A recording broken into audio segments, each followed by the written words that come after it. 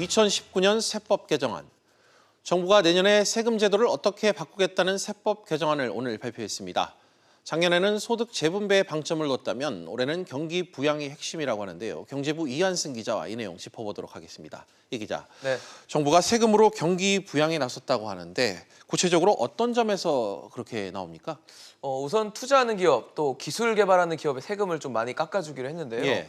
정부는 기업들이 생산성을 높이기 위해서 투자할 경우에 세액공제율을 1년 동안 한시적으로 올해보다 더 높이기로 했습니다. 또 신성장 원천기술 R&D 비용에 대한 세액공제 대상에 시스템 반도체 설계와 또 제조 기술, 그리고 바이오베터 기술 등 이 혁신성장 관련 기술을 추가를 해서 지원을 더 확대하기로 했습니다. 네, 이 기자, 기업들만 혜택을 보는 건 아니겠죠? 그렇죠. 국민들이 체감하는 세제 혜택, 또 제도 변경이 있다면 소개해 주시죠.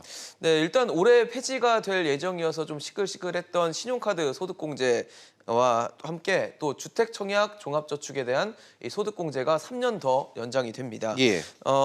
또 제로페이 활성화를 위해서 내년부터 제로페이 사용분에 대해서는 40%의 소득 공제율을 적용하기로 했고요. 또 일하는 저소득층을 지원하는 근로장려금이라는 제도가 있는데 이 최소 지급액이 3만 원입니다. 그런데 내년부터는 그 금액이 10만 원으로 올라갑니다. 또 근로소득에 이 세금을 매길 때 일정 소득에 대해서는 공제를 한 다음에 세금을 매기는데 이 공제하는 부분에 대해서를 근로소득 공제라고 합니다. 그런데 이 내년부터는 이 근로소득 공제가 최대 2천만 원까지만 공제가 됩니다. 이렇게 되면 아무리 소득이 많다고 해도 2천만 원까지만 공제가 되기 때문에 고소득자의 세부담이 더 늘어날 것으로 보이는데요. 총 한 3억 6,250만 원을 초과하는 고소득자 2만 1,000명이 대상이 될 것으로 보입니다. 그렇군요. 또 이 부동산과 관련된 세법도 바뀐 게 좀 많다고 들었는데 몇 가지 좀 짚어주실까요?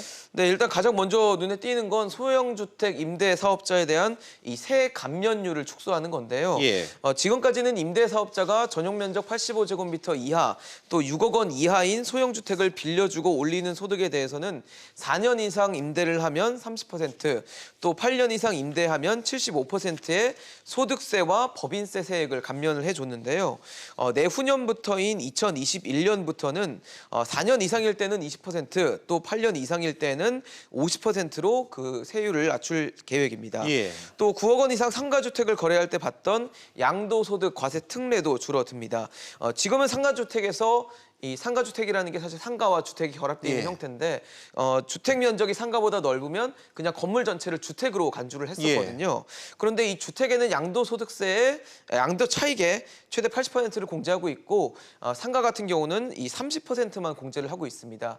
그래서 상가주택일 경우에 주택의 전체를 주택으로 간주를 하고 80%를 공제하게 될 경우에는 그만큼 세 부담이 줄어드는 건데 앞으로는 이 상가주택에서 주택과 상가를 분리해서 과세하기로 했습니다. 그렇게 되면 상가에 대한 공제 비율 30%를 적용받기 때문에 그만큼 상가주택에 대한 세 부담이 더 커진다고 볼 수 있습니다. 알겠습니다. 이 기자 잘 들었습니다.